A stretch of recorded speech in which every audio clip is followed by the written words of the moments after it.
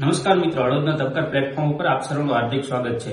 મિત્રો, હળવદના ચરવાડા ગામે અકસ્માત થયો છે। બાઇક અને ડમ્પર વચ્ચે અકસ્માતમાં 2 યુવાનના મોત થયા છે। ચરાવડાથી આંજણા જવાના રસ્તા પર જે રસ્તામાં સીએનજી પંપ આવે છે તેની સામે એક ડમ્પર ચાલકે બાઇક ચાલકને હડફેટે લેતા બાઇક પર બેઠેલા 2 યુવાનના મોત થયા છે। જ્યારે યુવાનના જે મોતની વિગત જોવા જઈએ તો જે 36 134 નંબરનું જે ડમ્પર છે તેમજ બાઇકની વાત કરવા જઈએ તો જીજે 34E5178 નંબરનું પલ્સર બાઇક હતું।